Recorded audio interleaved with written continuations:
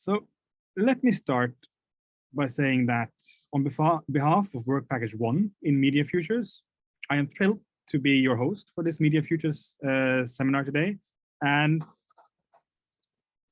particularly to introduce you to our keynote speaker of the day, Damian Trilling. Damian is an associate professor at the University of Amsterdam and soon to be Professor 2 here at the University of Bergen in the NewsRec project. Damian has also been a visiting associate professor here in Bergen back in 2019. I think it's safe to say that Damian is not only a friend of mine, but also a friend of Bergen. Yes, he even knows how to speak and write in Norwegian language. I first met Damian when I was visiting PhD in Amsterdam in 2015, I think it was. And I remember that I was amazed by his growing interest in computational social science, or what later actually came to be known as computational communication science. Damian has been an early pioneer in this subfield and is doing groundbreaking research and innovative research in the intersection between communication science and information science, which of course is very much on brand with what we are doing here at the Media Futures in Bergen. Damian is also the proud holder of the very prestigious ERC starting grants for his project News Flows. Today, he will give a talk about online news flows, and I really look forward to hearing more about details about his idea of news flows. So now, without further ado, please welcome Damian. The virtual floor is yours. And I will stop sharing my screen. Well, thanks, Erik, for the kind words. I'm very delighted to be here, even though it would, of course, be even nicer to do this offline. But well, I guess we'll come to that soon again. So yeah, I am going to share my screen instead, and that should be fine by now. Okay, so my name is Damian. Yeah, Erik already introduced me, and I would like to share some thoughts on how to model news flows, and in particular on the role of feedback loops in there. So you can see this as a bit of an overview talk that presents the general underlying idea of my current project News Flows, which actually has a lot of overlap also with what Erik is planning to do in the NewsRec project. So this is not so much a talk on one particular study, but a bit more an attempt to go beyond that and to zoom out a bit. I also tried to not to get too much into some very specific details of some studies, but I'm very happy to do that during the Q&A. So if there's anything in that talk where I think, oh, actually, I would love to hear more about that specific study, then just ask. But I'm first just going to give a broader overview. I also hope that I managed to find some kind of balance between the theoretical and the technical part. I always find that a bit hard because, of course, you can easily get caught in some technical nitty-gritty stuff, and I know that there are also a lot of experts on that in Bergen who might actually know much more about that than I do. Yeah, let's see. So what am I going to do today? I would like to actually put forward an argument why I think that echo chambers and filter bubbles, words that you undoubtedly are familiar with, are, in my view, very questionable metaphors. Then like to move from there to a different way of thinking of these phenomena, which basically gets, in my opinion, more closer to the core of what all these worries about echo chambers and filter bubbles are about, namely feedback loops. I would like to then give you some overview of some studies that we've done in that area, and then tell you something about, well, essentially the way forward. So what do I think we should do right now and what is happening. Okay. So maybe first of all, a bit of background. So how did I actually get interested in this feedback loop idea? So there's a lot of talk, really a lot of talk about bubbles, echo chambers, and so on, right? So I'm not completely sure how it's in the Norwegian media landscape, but at least in newspapers and other forms of media here in the Netherlands, I think it's safe to say that for years or for decades, there has never been really attention to any communication science theory, but then especially in the context of elections, they start writing about whether people live in a bubble or not and all these kind of things. And you see a lot of research on that from very different disciplines, right? So communication science, but also more and more people doing research that come from more for computer science approach, who sometimes just casually drop these words like, oh yeah, so we study some echo chambers on Twitter or things like that. So what I found very fascinating about that is that despite this seemingly plausible mechanism, right, so that people who might not agree with something, once they are given the chance to opt out, would actually do that. And second, the idea that if your past behavior indicates that you might not be interested in a specific point of view, that then, for instance, some algorithmic recommendation system and or your ties to some friends of yours may actually limit future exposure. That's kind of a plausible thing. You can show it in a lab.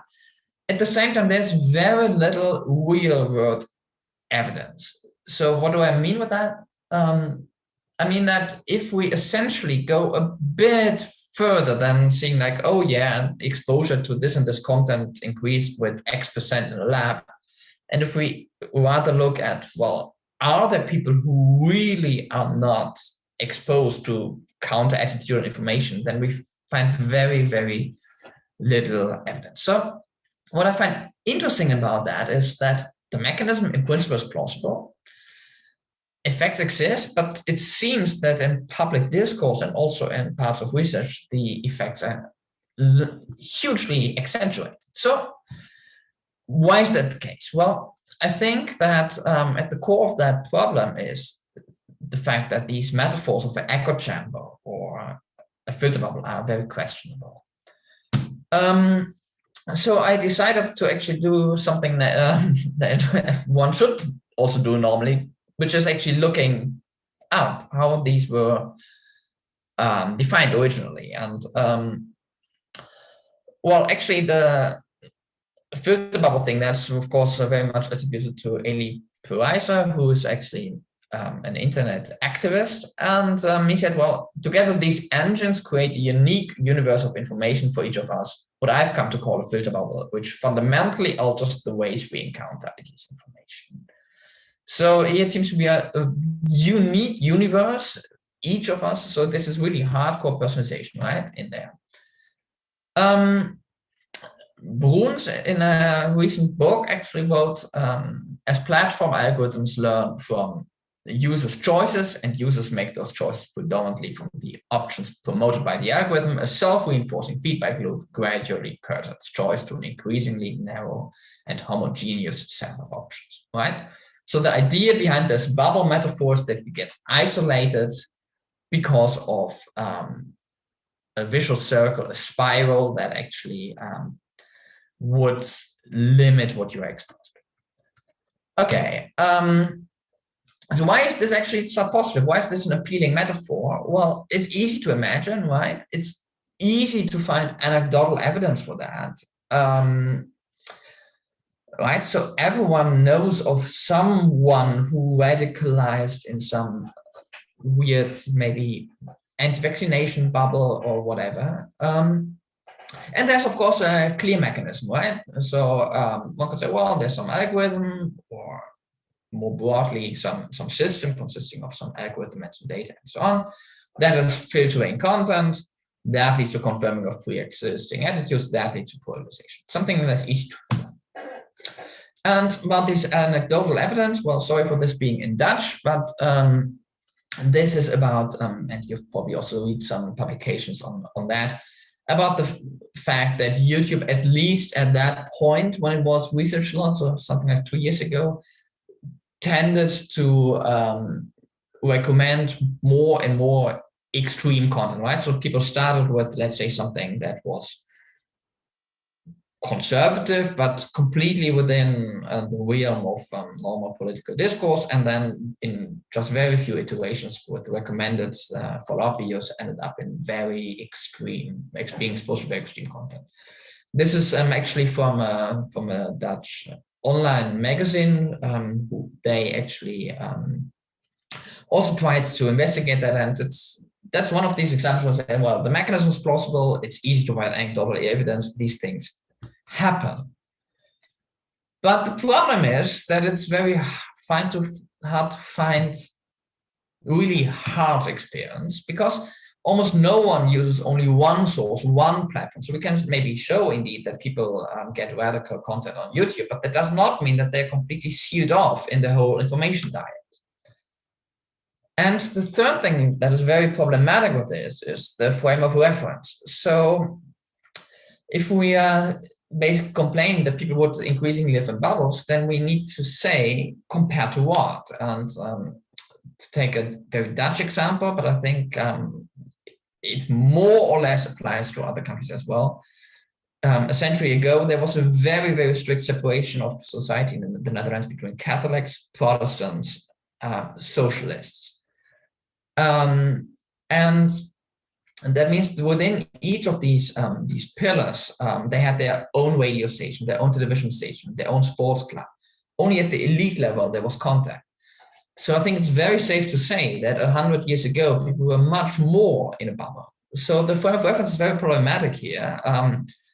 You might then say, well, maybe somewhere in the 1980s at the height of public television, maybe then everything was better. I don't know. But that's something that this metaphor also fails to consider. And the last point is that, of course, these news recommender systems are, and I don't need to tell that for a lot of people here in the room, I think, aren't this simplistic, right? It's not that you essentially try to estimate whether someone is right-wing and then only serve them right-wing content. It's actually more complex nowadays. And also these intuition that a lot of people have, well, okay, so Google is personalized. Yeah, of course it is. Of course, if I Google for a restaurant, I get a restaurant in Amsterdam and not in Bergen, which is actually pretty good, because I cannot go to a restaurant because of our lockdown right now. But if I could go to a restaurant, I would rather go to some that I can reach by bike. At the same time, when you really try to study that for political content, for instance, you see that there is actually a lot of overlap. So again, some evidence that such a bubble might not be that closed. So yes, there's some bias, there's some reinforcement, but it's not that people get completely different content. Well, we tried that as well, and we never published it because it was actually a very small and bad sample. But we actually asked people at one point to Google for news about a specific politician that was in the news in that specific week. And we at the same time actually monitored their browsing behavior.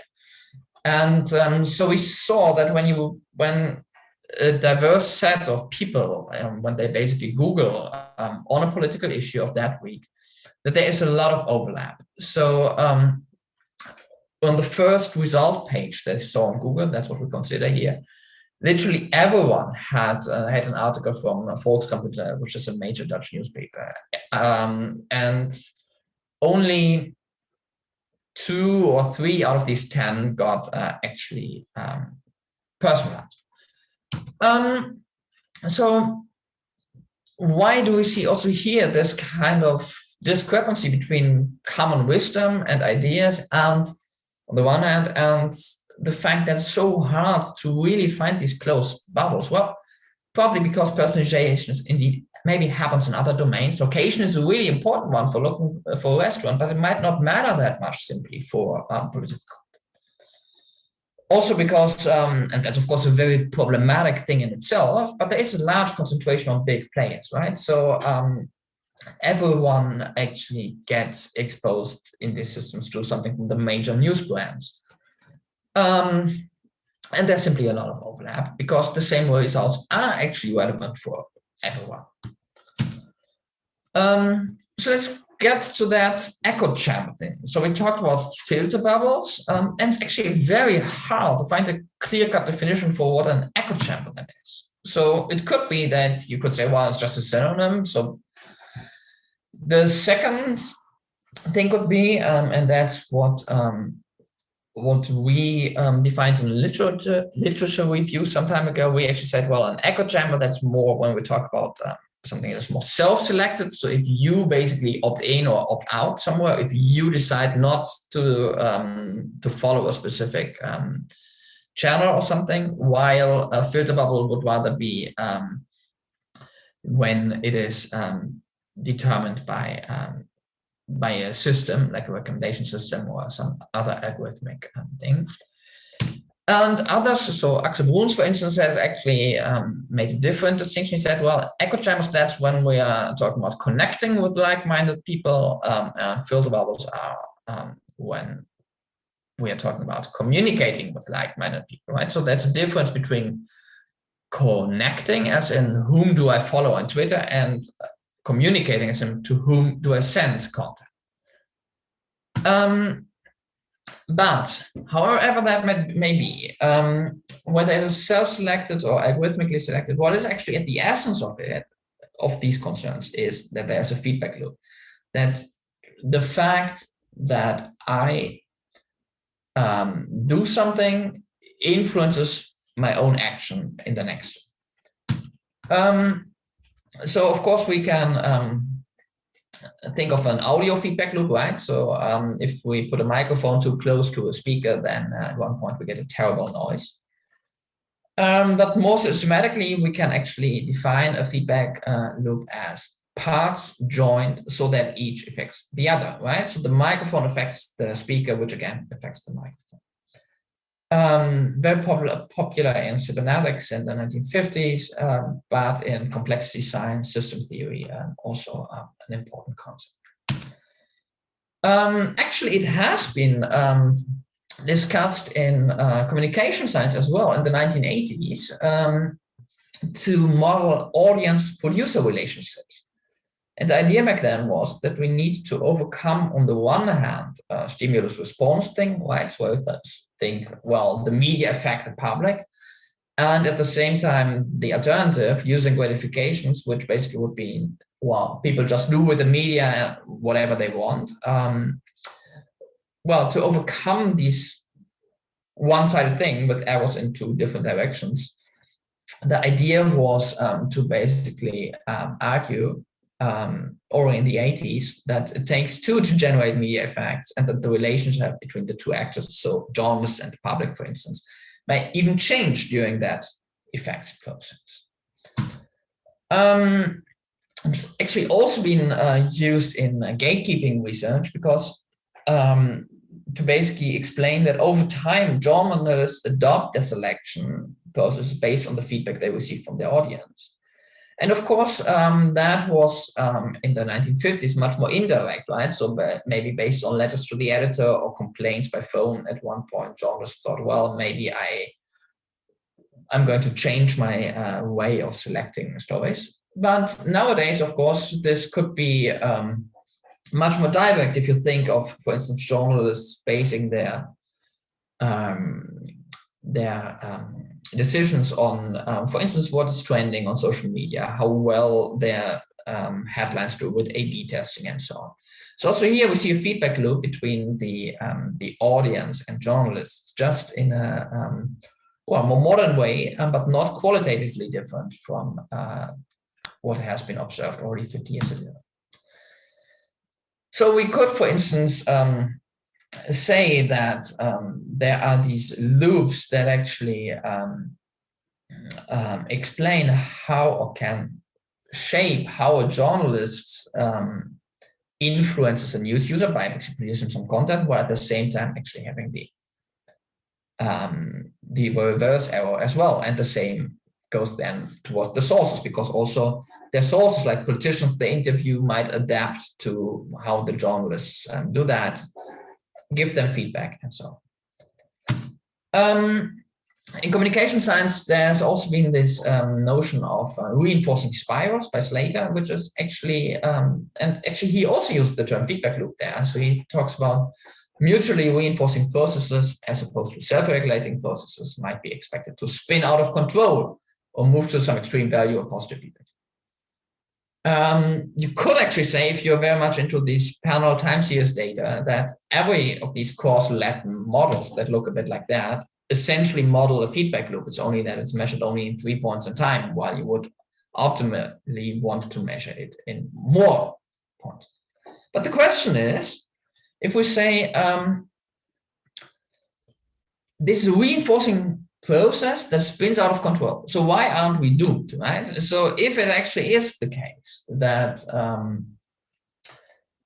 either your human behavior and nature of processing information or an algorithmic component in that process makes that you are increasingly exposed to extreme content, making you more extreme, requesting more of that content, and so on, why doesn't that spin out of control? Because if that were the case, then well, all these systems have been around for quite some time now, right?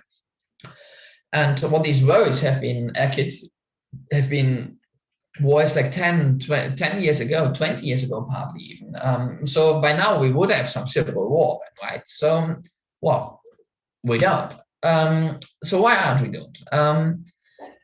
So I think that there are 3 reasons that we should consider more in our research. And the first is that next to positive feedback loops, these reinforcing ones, they're also negative ones, self-regulating ones, basically like a thermostat, right? So that's the classic example for a negative feedback loop. If it gets too hot, the thermostat will turn the heating down, right? Once it gets too cold, it will turn it up again, right? So if we try to bridge that idea to basically news, we can say, well, if, for instance, recommendations become too tailored, or if a journalist is only driven by audience metrics, the result might, for instance, get boring. So users might turn away, which then actually changes these metrics again. I like to give an example here often that is not related to news as well. So if you, for instance, think of product recommendations where you would also say, well, if I just bought a barbecue for my garden, then probably I shouldn't recommend the most similar item to buy again. I don't need a second barbecue. But actually, I might want to have a nice bottle of wine to enjoy with my next barbecue or something like that. So something can be too close, and that's actually then regulating back, because people will not act on that. The second is the non-linearity. So over time, media effects will level off. So you can only become so extreme, right? So you cannot really say that, well, let's say with every article that you read about X, your attitude towards X will increase with 0.2. Maybe at the beginning, when you don't have a strong attitude, maybe then your attitude will change a lot. But over time, it will just level off. It is not linear. While in these models where we have these 3 points in time and we measure attitude and media use, we usually use linear models to do that. And that may be a reasonable approximation for these 3 time points, but it's probably not how that process looks in the long run. And thirdly, there are, of course, a lot of other social, psychological, environmental influences, right? So my opinion on some topic might not be completely dependent only on my media use. So essentially, we can conclude by here that while the notion of feedback loops may seem to resemble filter bubble and echo chamber arguments, at least 3 arguments exist that show why thinking of media effects as feedback loops is a view that is compatible with the view that finds little evidence for the existence of filter bubbles or echo chambers, because of these negative loops, because of non-linearity, and because of competing forces. I'd like to tell you a bit about some empirical research we've done first. So first we actually did, by now actually already old, the first one, but we did some literature reviews on for empirical evidence for bubbles and also for diversity in the media. And I think the main insight we got here was that enormous lack of both conceptual and theoretical clarity and of empirical evidence, which is, I think, in very stark contrast to the presumed influence and importance of these concepts. Then we looked into, well, can we actually explain what people share on social media? This year didn't have that feedback component in there at all, so it's just a snapshot actually. But the main insight there was that actually, if we look into the journalistic criteria that make an item newsworthy, that can actually help us predicting also the shares. That can be a building block, and I mean, Erik knows everything about the projects that we're going to do or doing on this in this area right now. But we can use it as a building block to better understand what kind of forces may actually drive that beyond just popular things becoming more popular. But then actually we decided, well, we really need to get more of this over time thing in there. So what we did together with a big Dutch newspaper, the Volkskrant, is we had a unique opportunity at one point that we actually were able to compare recommendations with what editors would have done. So what actually happened is that the Volkskrant, so this newspaper, they were experimenting with this box at the right. It says aanbevolen artikelen, which means recommended articles. And they were actually together with some external company testing different ways of filling this box. Essentially, they considered collaborative filtering. They considered taking into account explicit preferences by that people could indicate just the past behavior of their visitors, and multiple more. But at the same time, they actually had, even though it said recommended articles, they actually had their editors fill this by hand. So even though it suggested sometimes that it would have been personalized or something, it often was not. So what we actually had is we had the data of what, given a specific article that people were reading, that actually editors put in there as well. This is something that should be recommended. And what happens if we would actually use these recommendation systems? And the gist of that is that however you measure that, we had a lot of different ways of measuring. You cannot say that what the editors recommended was more diverse.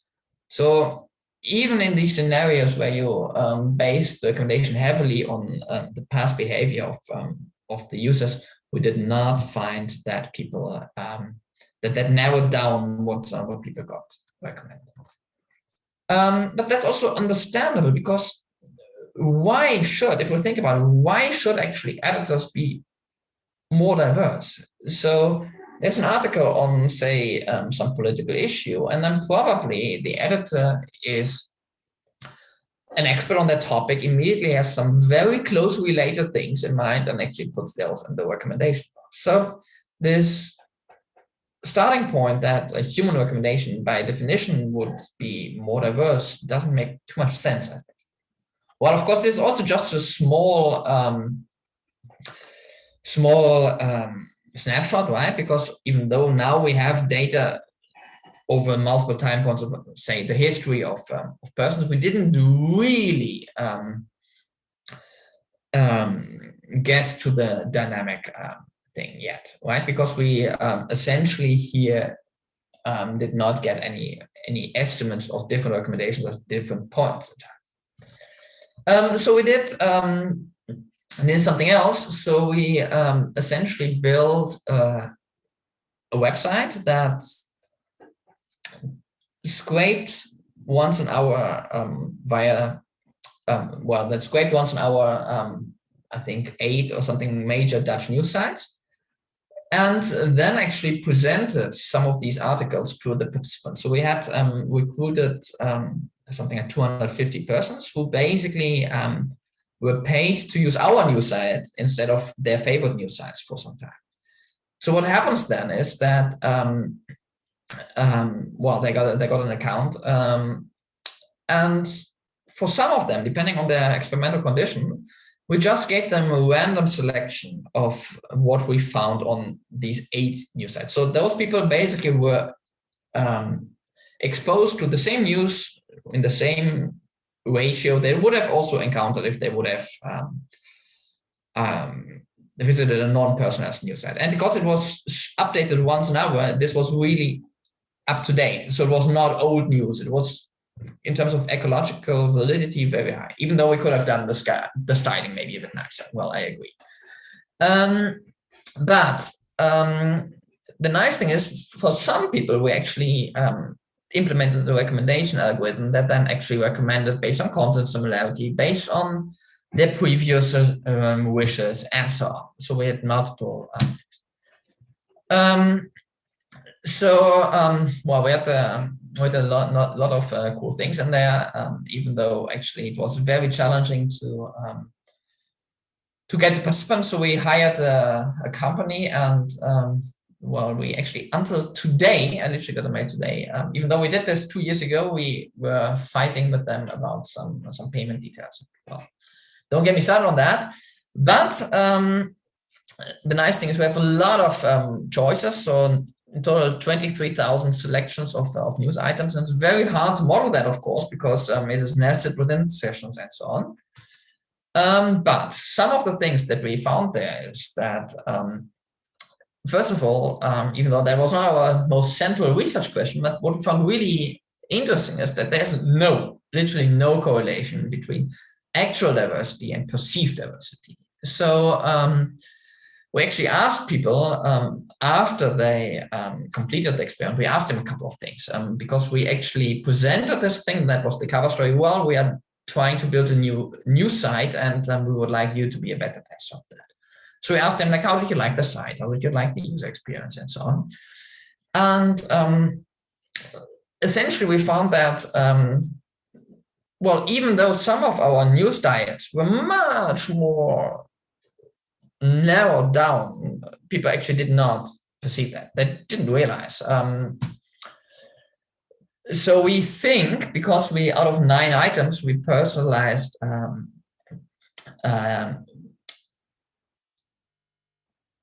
3, so 6 were always random because we didn't want to overdo it, right? And it's also more in line with what happens usually, right? So all these things I talked before about how much content overlap there is, right? So you don't want that someone visits a news that just gets 9 sports articles.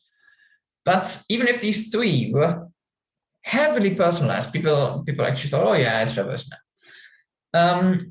What we also found is that if you give users more control, so if some users had the option to manually fine-tune the system, so they could actually use a slider to say, well, I don't like this topic, give me less of that.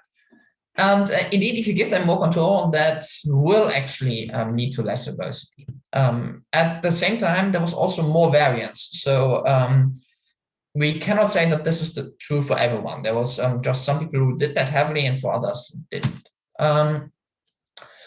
And there are some topics which we kind of called later on the hate it or love it topics, where the preferences, if people indicated preferences, or if they said that on a survey, actually override positioning effects, because of course there's a strong positioning effect. What's the first is actually going to be clicked most, and so on. But for some things, especially sports and economy, we found that well, people either love sports and they click on it anyway, wherever you browse, or they hate it. So even if it's on top, they're not going to click. The same goes for the economy. We also found, that's interesting, a saturation effect, which is also very much in line with what I said earlier about this self-regulation, because people will, if you overdo something, people will just not do it anymore.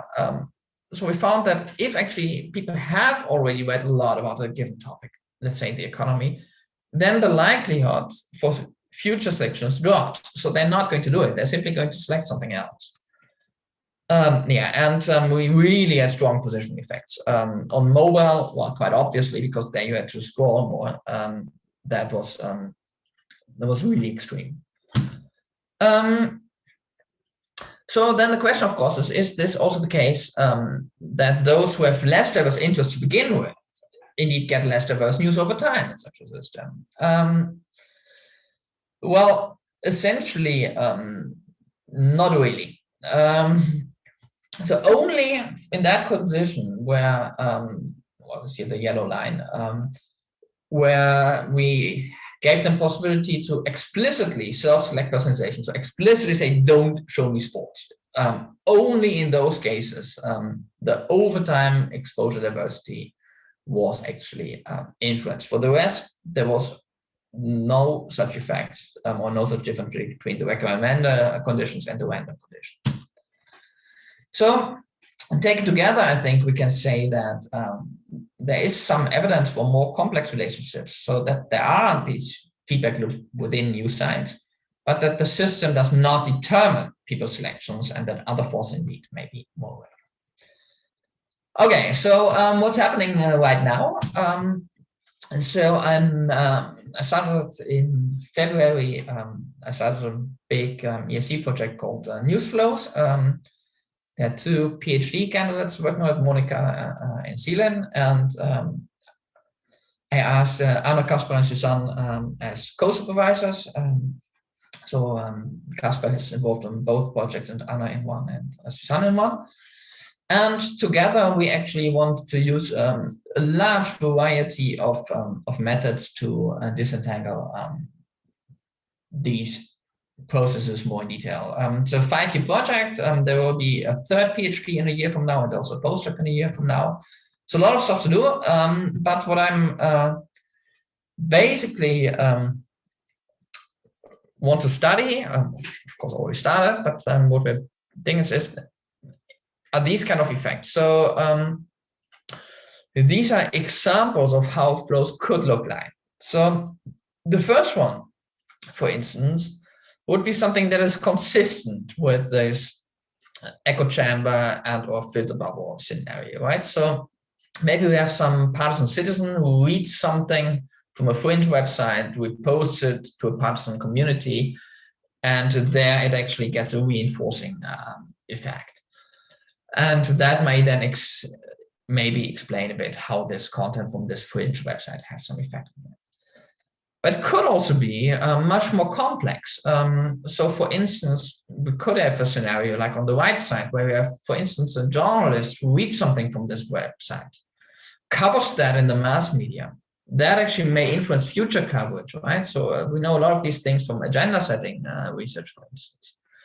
But there may also be, from intermediate agenda setting research, but there may also be a lot of influence between mass media and politicians, right? Because politicians may ask questions in parliament, depending on what's in the media. There's quite some research on that, which again, maybe increases media coverage. Citizens may read about that, reinforce, amplify that content via sharing. And that would be a more complex scenario in which this information from that fringe website in the beginning, in the end, may have an effect, but not a direct one that where we can say, well, okay, this is X and this is Y.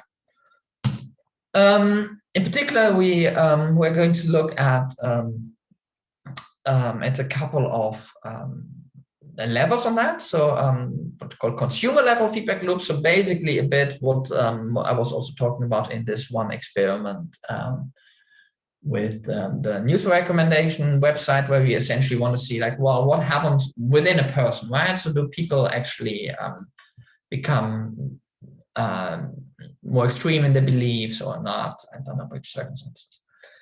That's one. The second is we want to study these things on a content level. So essentially, how does content spread? How does attention create more attention, and so on? And ultimately, we want to then find out in how far this is also dependent on the context. So it's this different in different countries, different political contexts. And how does that maybe influence polarization or diversity on a larger scale? Yeah, so these are, so what we're doing right now is working on these manual and algorithmic feedback loops interaction, right? So basically the idea that people are not just, well, helplessly victims of some algorithmic recommendation system, because they, of course, as we have seen, also influence this whole process by their choices. And the second actually is trying to figure out how can we track the influence of some information across domains, across different social media, politics, citizens, and so on. Okay, so I'm almost out of time, but I still have, I think, 2 or 3 minutes to round that up. I think what should be key takeaways here is that communication has always been shaped by feedback loops, but in today's media system, these are just more visible and potentially also more influential than before. And thirdly, that humans in the algorithm actually interact in shaping these loops. And the key challenges to understand here, which are hard to study, are to disentangle counteracting forces that work in different directions, to tackle the non-linearity thingy, which is very much at odds with how a lot of traditional social science research usually often estimates things, and of course data availability and measurement problems, but that's clear. Well, okay. And I'm going to skip that. So if you want to read more about that, and if you want to follow it, there's a website, and Monica made this beautiful logo here. And with that, I'd like to give the floor back to Erik, I think.